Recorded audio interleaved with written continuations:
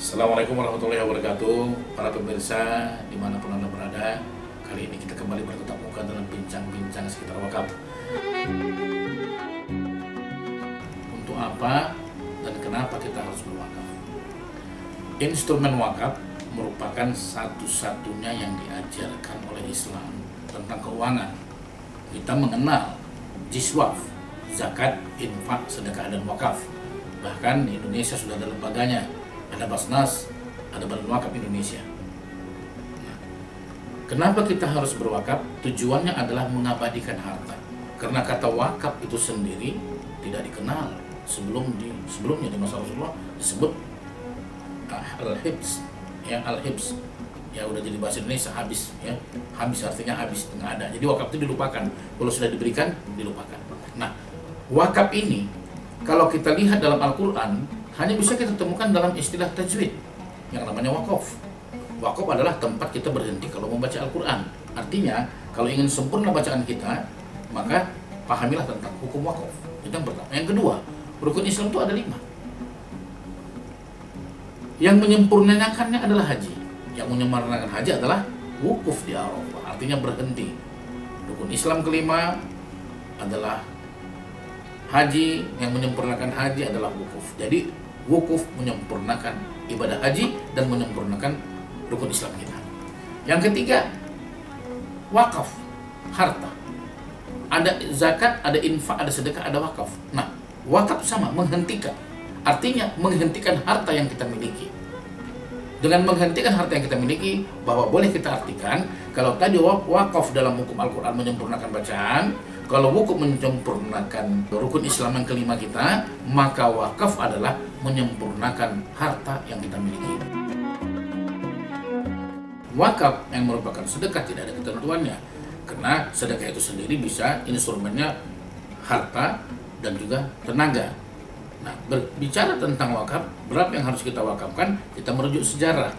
Umar bin Khattab mewakafkan harta terbaiknya. Para khalifah-khalifah ketika diangkat mewakafkan, menyedekahkan sebagian hartanya.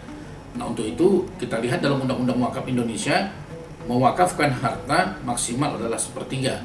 Diterjemahkan harta terbaik tersebut yang diwakafkan adalah 1/3 dari harta. Maka kita merujuk Undang-Undang Wakaf di Indonesia, maka nilai harta yang harus kita wakafkan adalah 1/3 dari harta yang kita miliki, dan itulah yang akan menyelamatkan kita di dunia, menyelamatkan kita sakaratul maut, menyelamatkan kita nanti di yaumul hisab. Ada 3 cara berwakaf, ya, di era modern ini. Pertama, wakaf melalui uang, yang sekarang sudah ada aplikasinya, namanya aplikasi Ummati, yang digagas oleh Majelis Ulama Indonesia dengan nama aplikasi Ummati dan dijalankan oleh sahabat-sahabat wakaf Indonesia di 34 provinsi dan 514 kabupaten. Yang kedua, bisa dengan wasiat, mewasiatkan harta yang kita miliki. Kita memiliki harta, jangan semuanya untuk ahli waris. Wasiatkan harta yang kita miliki 1/3, sisanya ahli waris. Jangan semua ahli waris.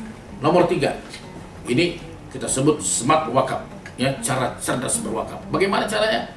Melalui asuransi syariah yang sekarang sudah digagas oleh Yayasan Pesantren Islam Al-Azhar, digagas oleh Majelis Ulama Indonesia, digagas juga Ikatan Cendekiawan Muslim Indonesia, dan insya Allah digagas juga oleh Jiswapnya, pimpinan pusat Dewan Masjid Indonesia.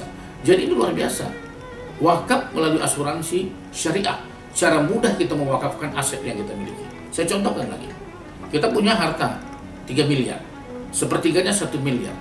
Kita niatkan kita wakafkan. Kalau kita wakafkan yang nomor pertama tadi melalui bank, berarti kalau 1 juta per bulan kita cicil, berarti butuh waktu selama 8.000 bulan atau sama dengan 83 tahun, kelamaan.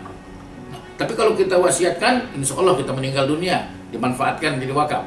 Tapi dengan melalui wakaf asuransi syariah, kita cicil seumur hidup 1 juta, ketika kita meninggal dunia, cairlah itu nilai wakafnya.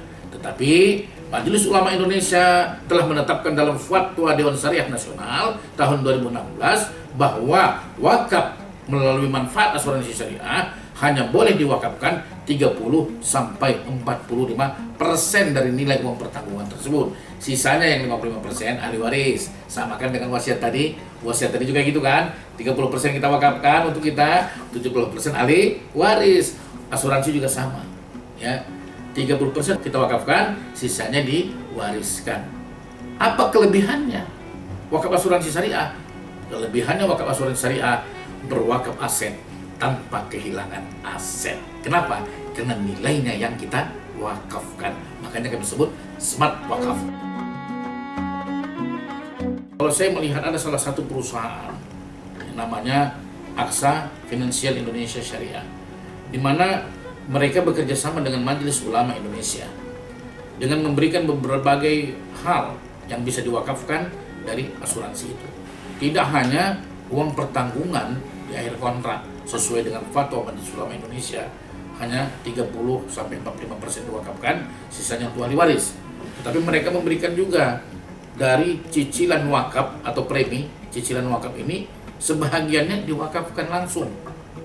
Yang wakaf melalui uang langsung, artinya ada wakaf jangka pendeknya, ada wakaf jangka panjangnya.